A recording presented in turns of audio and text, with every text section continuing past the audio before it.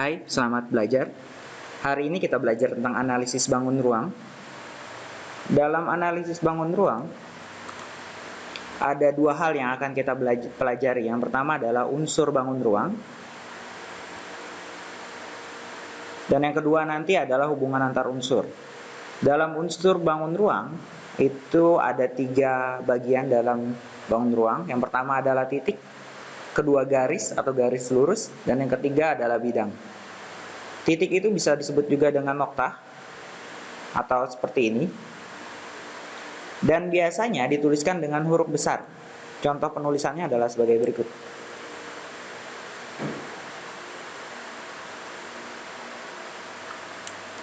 Misalnya di sini saya gambarkan gambarkan titik. Penulisannya adalah di belakangnya sini. Dia dituliskan dengan huruf besarnya. Ini contohnya adalah titik A. Dan yang kedua, sebelum itu, sebelum kita masuk ke yang kedua, titik ini tidak mempunyai ukuran dan biasa juga disebut dengan benda berdimensi 0. Dan yang kedua adalah garis atau garis lurus. Garis biasanya dilukiskan dengan wakil garis. Maksudnya, kalau penulisan biasa itu adalah hanya wakil garis yang dituliskan.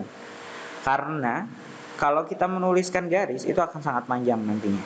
Jadi yang dituliskan di sini, ini yang ada di sini adalah wakil garisnya. Ini wakil garis. Biasanya penulisannya dengan huruf kecil kalau dia cuma ditulis dengan satu huruf di tengah seperti ini, atau biasa dibaca dengan garis L. Kalau dia ditulis dengan 2 huruf, itu memakai huruf besar A, B, A dari ruas A ke ruas B, itu namanya garis AB. Dan yang ketiga adalah bidang. Bidang penulisannya itu harus terurut. Maksudnya terurut adalah abjadnya harus terurut. Jadi kita menulis abjadnya itu berlawanan dengan arah jarum jam. Jadi kalau kita menulis A di sini, berarti di bawah sini harus B, dan seterusnya C di sini dan D di sini. Jadi penulisannya harus berlawanan dengan arah jarum jam. Oh iya, untuk garis tadi itu adalah benda berdimensi 1, sedangkan untuk bidang ini adalah benda berdimensi 2. Terus yang selanjutnya, seperti yang saya bilang tadi di awal, bahwa yang kita pelajari yang keduanya adalah hubungan antar unsur. Unsurnya tadi ada 3, titik, titik, garis, dan bidang. Yang pertama di sini adalah hubungan titik dan garis. Hubungan titik dan garis itu ada 2 macam. Yang pertama adalah titik terletak pada garis, dan yang kedua adalah titik terletak di luar garis. Titik terletak pada garis, di sini akan saya gambarkan titik yang terletak pada garis. Misalnya kita punya sebuah wakil garis di sini. Titik terletak pada garis itu adalah titiknya tepat di garis ini. Sedangkan untuk yang kedua, titik terletak di luar garis, misalnya di sini ada wakil garis, titiknya di luar garis, boleh di sini, boleh di sini, boleh juga di sini. Jadi seperti itu. Untuk selanjutnya adalah hubungan titik dan bidang. Hubungan titik dan bidang juga ada 2, yaitu titik terletak pada bidang, dan yang kedua adalah titik di luar bidang. Contohnya bisa kita lihat pada gambar di samping ini. Titik terletak pada bidang, kita perhatikan bidang A, B, C, D. Ini bidang A, B, C, D. Titik H ini artinya dia titiknya terletak pada bidang A, B, C, D. Sedangkan titik I ini terletak di luar dari bidang A, B, C, D. Jadi seperti itu. Untuk selanjutnya adalah hubungan garis dan garis. Hubungan garis dan garis ada 3, yaitu A berpotongan, B sejajar, C bersilangan. Kalian perhatikan huruf abjadnya A, B, C, D. Gambarnya juga yang akan mewakili kalimat itu adalah yang berhubungan dengan A, B, dan C. Berpotongan kita bisa perhatikan gambar A. Gambar A ini yang dimaksud dengan gambar yang untuk berpotongan.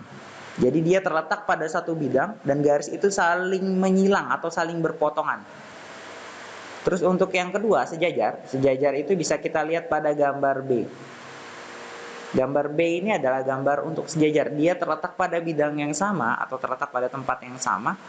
Dia sejajar. Ini kita bisa perhatikan 2 garis ini sejajar. Kenapa dia dibilang sejajar? Karena kalau kita tarik garis lurus, kalian bisa coba di rumah. Kalau kalian tarik garis lurus untuk Untuk ini, untuk yang sejajar ini kalian tarik sepanjang apapun ke atas, yang ini juga kalian tarik sepanjang apapun ke atas atau ke bawah. Kalian tarik garisnya lurus juga ya. Kalian tarik garis lurus ke atas ataupun ke bawah, itu nanti dua garis ini nggak akan pernah ketemu. Sepanjang apapun kalian tarik, dia nggak akan pernah ketemu. Terus untuk yang ketiga yang bersilangan, bersilangan itu nanti dia akan ketemu, dua garis akan ketemu tapi dia terletak pada bidang yang berbeda. Bisa kalian perhatikan ini, dia terletak pada bidang yang beda. Satunya di bidang W, satunya di bidang P. Terus kita bisa perhatikan contoh di samping ini. Contoh di samping ini ada sebuah kubus A, B, C, D, E, F, G, H. Pada kubus ini kalian bisa perhatikan bidang B, C, G, F. Di sini ada dua garis. Garis ini namanya adalah garis berpotongan. Garis ini memiliki hubungan-hubungan perpotongan. Terus untuk yang sejajar kita bisa lihat garis AC dan garis EG. Ini dua garis ini sejajar. Kalau kalian tarik dua garis ini kemanapun, sepanjang apapun dia tidak akan pernah berpotongan. Ini juga AE dan CG ini juga sejajar, karena kalau kalian tarik sepanjang apapun garisnya dia nggak akan pernah ketemu. Sedangkan untuk yang bersilangan kita bisa perhatikan pada bangun ini, bangun A, B, C, D, E, F, G, H. Kita bisa perhatikan garis EG dan garis CF atau FC. Ini adalah dua garis yang bersilangan. Karena dia kalau kita tarik nanti akan ketemu, atau kita gambarkan bayangannya nanti akan ketemu. Kita misalnya ambil bayangannya ke sini. Garis ini akan ketemu. Atau bisa juga kita perhatikan garis EG dengan garis CG, ini adalah garis yang saling bersilangan karena dia nanti ketemu, karena dia terletak di bidang yang berbeda dan dia bisa ketemu. Jadi untuk hubungan selanjutnya adalah hubungan garis dan bidang. Hubungan garis dan bidang ada tiga. Yang pertama garis terletak pada bidang, yang kedua adalah garis memotong bidang, dan yang ketiga adalah garis sejajar dengan bidang. Kalau garis terletak pada bidang, itu garisnya tepat ada di bidang tersebut. Kita lihat pada gambar yang A. Gambar A ini garisnya terletak di bidang itu. Dia menempel pada bidang itu. Terus yang B adalah garis memotong bidang. Garis memotong bidang itu artinya garis itu akan menembus bidang tersebut. Dia boleh menembus pas di tengah ataupun dia menembus di ujung sini. Misalnya dia menembus bidang tersebut di pojok sini, dia juga dibilang menembus bidang. Di sini. Misalnya ada garis yang menembusnya tepat di sini. Itu bisa disebut juga dengan menembus bidang. Terus yang ketiga itu adalah garis sejajar dengan bidang. Garis sejajar dengan bidang ini intinya adalah garis tersebut di luar dari bidang itu. Jadi secara kasat mata dia letaknya di luar, itu sudah bisa dibilang dengan sejajar dengan bidang. Kita bisa perhatikan gambar di sini, gambar bangun A, B, C, D, E, F, G, H sama seperti gambar sebelumnya. Kita bisa perhatikan gambar di sini. Garis yang terletak pada bidang itu adalah contohnya, misalnya kita perhatikan garis A, B, C, D ini atau E, F, G, H. Garis EG ini terletak pada bidang. Garis AC ini juga terletak pada bidang. Sedangkan untuk yang memotong bidang, kita misalnya perhatikan A, B, C, D. Ini garis yang memotong bidang. Kita perhatikan garis AE. AE ini memotong bidang karena dia menembus bidang walaupun di ujung dari bidang A, B, C, D. Terus untuk yang selanjutnya adalah garis sejajar dengan bidang. Kita perhatikan bidang A, B, C, D dan EF dan garis EF. Bidang A, B, C, D itu sejajar dengan EF. EF ini ada garis yang di luar.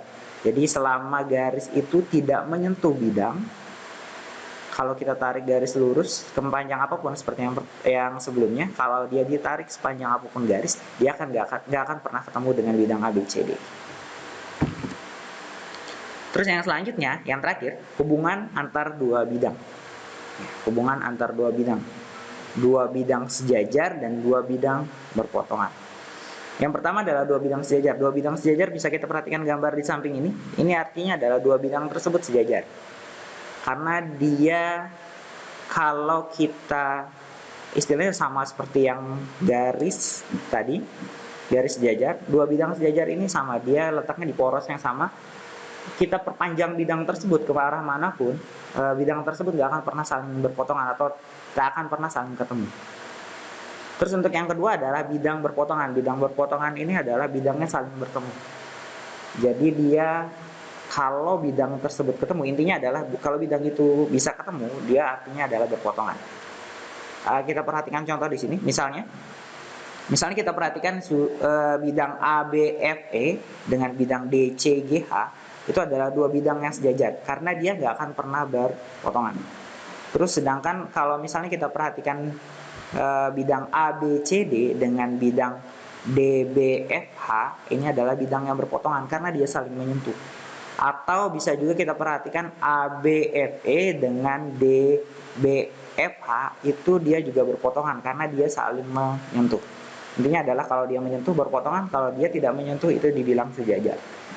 Jadi untuk hari ini cuma itu yang bisa kita pelajari. Selamat belajar. Terima kasih.